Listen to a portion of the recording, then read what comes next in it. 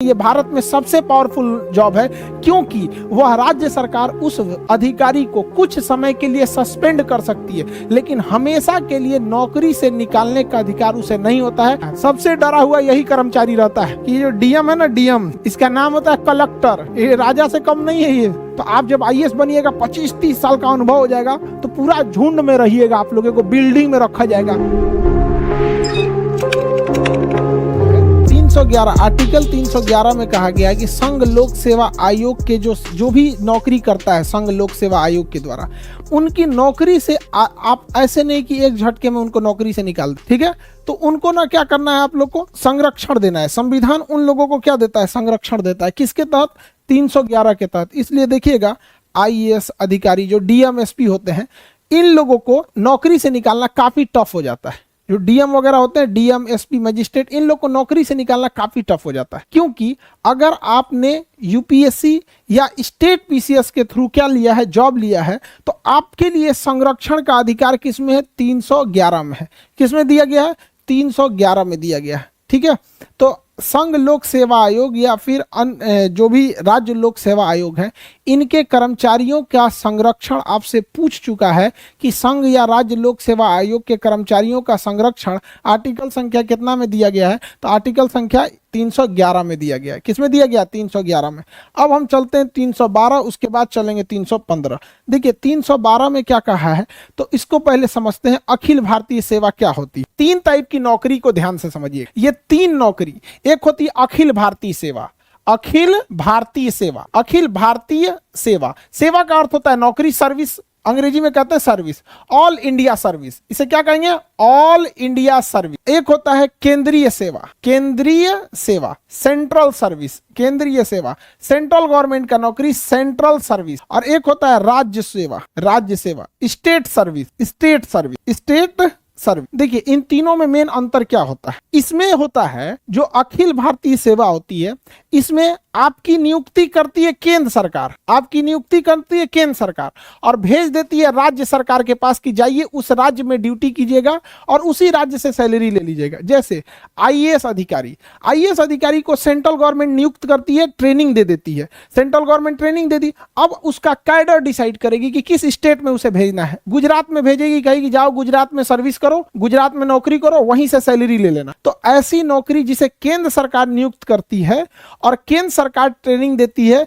लेकिन वह व्यक्ति आके राज्य सरकार के डिपार्टमेंट में सेवा देता है और राज्य सरकार से सैलरी लेता है, ऐसी नौकरी को अखिल भारतीय सेवा कहते हैं। यह भारत में सबसे पावरफुल जॉब है क्योंकि वह राज्य सरकार उस अधिकारी को कुछ समय के लिए सस्पेंड कर सकती है, लेकिन हमेशा के लिए नौकरी से निकालने का अधिकार उसे नहीं होता है, अर्थात बर्खास्त, यानी उसको टर्मिनेट नहीं कर सकती है। इतना पावर होता है। अखिल भारतीय सेवा में सैलरी राज्य सरकार देती है, लेकिन नियुक्ति कौन करती है? केंद्र सरकार। सबसे पावरफुल होता है। इसमें कौन कौन आएगा अखिल भारतीय सेवा में? तो देखिए ध्यान से, एक आता है इंडियन एडमिनिस्ट्रेटिव सर्विस, आईएएस अमूमन डीएम लिखता है, आईपीएस लिखता है, और इंडियन फॉरेस्ट सर्विस, भारतीय वन विभाग। इंडियन फॉरेस्ट सर्विस को रखा गया किसके? कब? 1966 में। क्यों? क्योंकि हमें उस समय आभास हो गया कि जंगलों की कटाई इतनी तेजी से चल रही है कि छोटे मोटे कर्मचारियों को वहां के ठेकेदार, विधायक उधायक डरा धमका मिला उला के कटवा लेते हैं सब पेड़ वगैरह। तो वहां आभास हुआ कि एक ऐसे अधिकारी की जरूरत है जो राज्य सरकार या लोकल लोगों से उतना न डरे। आईएएस जो होता है ना, ये कार्मिक मंत्रालय इसको कंट्रोल करती है, इसे गृह मंत्रालय कंट्रोल करती है, और इसे पर्यावरण एवं वन मंत्रालय कंट्रोल करता है। आईपीएस की ट्रेनिंग किस शहर में? हैदराबाद। आईएएस की ट्रेनिंग किस शहर में? आईएएस की ट्रेनिंग, आईएएस की ट्रेनिंग मसूरी में। और आईएफएस की ट्रेनिंग कहां होती है? IFS, Indian forest service, Dehradun. केंद्रीय सेवा में केंद्र सरकार नियुक्त करती है और केंद्र सरकार अपने पास रख लेती है। केंद्र सरकार नियुक्त करती है और केंद्र सरकार अपने पास रख लेती है। यह होता है केंद्रीय सेवा। जैसे रेलवे, रेलवे में नियुक्ति कौन करेगा? केंद्र सरकार। ट्रेनिंग कौन देगा? केंद्र सरकार। भेज कहां देगा? रेलवे डिपार्टमेंट में। रेलवे डिपार्टमेंट किसका?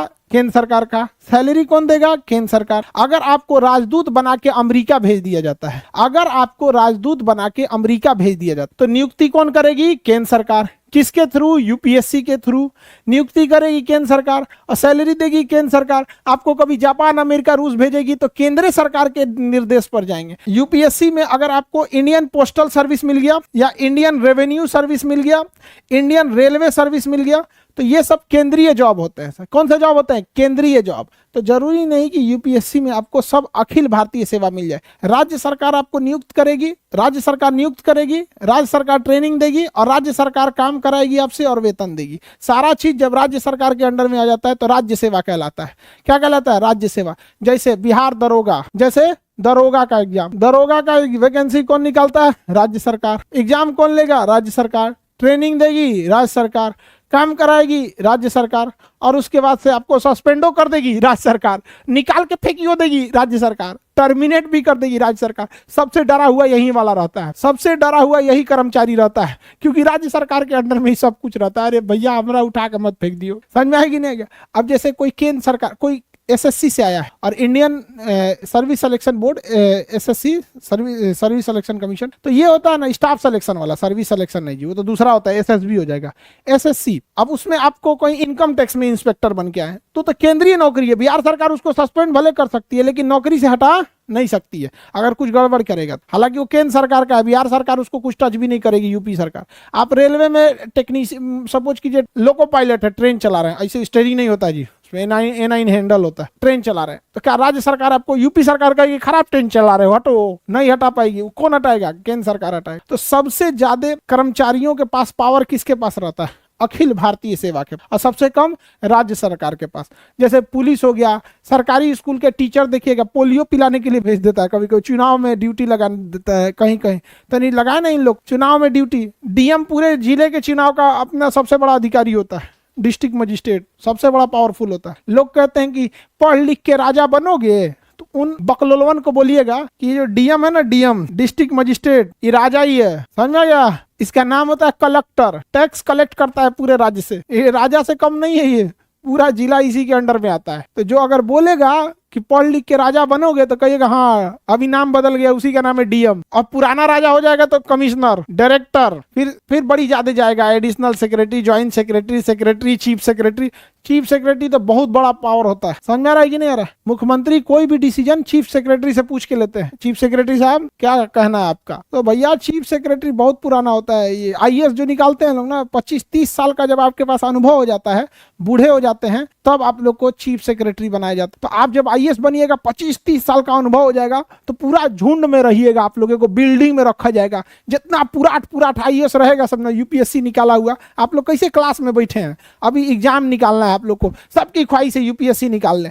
तो ऐसे ही अलग अलग शहर से कोई यूपीएससी निकाल के आया रहेगा, कोई कहीं पे 20 साल डीएम रहा है, कोई आईपीएस रहा है, कोई कमिश्नर रहा है, उसको फिर बुलाया जाएगा, बड़का बिल्डिंग में उसको रखा जाएगा, उसका नाम रहेगा सचिवालय। सचिवालय में सब ऐसे ही बड़का रहता है, उसी सबसे डिसीजन लिया जाता है। समझ में आ रहा है कि नहीं? तो काफी बड़ा पोस्ट होता है। तेरे घर के जितने भी मेंबर्स है उनको ये स्टोरी बताएगा, ये तेरा प्रॉमिस है, आया ना? ये स्टोरी है एक पेंसिल और एक रबर। ये पेंसिल और एक रबर है ना गाइस, अच्छे दोस्त है, एकदम बेस्ट फ्रेंड्स है।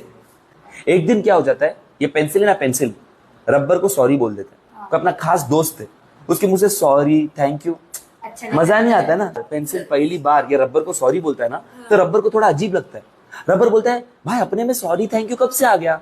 और इतने में पेंसिल उसका जवाब देता है, नहीं भाई, कभी भी मैं कुछ लिखता हूं ना तो कभी कभी गलत लिख देता हूं, और गलती मैं करता हूं, और पब्लिक तेरे को हिस्ती है, और कभी तू एक साइड से कम हो जाता है, कभी एक साइड से कम हो जाता है, और एक दिन ऐसा आता है कि तू रहता ही नहीं है। तो सॉरी हाँ भाई। रबर थोड़ी देर के बाद क्या बोलता है पता है? अरे इट्स ओके यार, तेरे को तो याद रहेगा कि तेरे गलतियों को मिटाने वाला कोई था अपने लाइफ में ना, अपन ये पेंसिल है, तुम्हारा मॉम डैड है ना, ये रबर है। कभी भी ये पेंसिल गलती करता है ना, सबसे पहले भाग के आने वाला उसका रबर रहता है। सबके लाइफ में एक दिन ऐसा आएगा जब अपना रबर अपने साथ नहीं रहेगा, लेकिन रबर जब तक उस पेंसिल के साथ रहता है, वो मेक श्योर करता है कि उसके पेंसिल को मैं ऐसा बना दूं कि दुनिया उसको देख के ताली बजाए। Respect your parents is the moral of the story. ताली कभी कल बजाएं।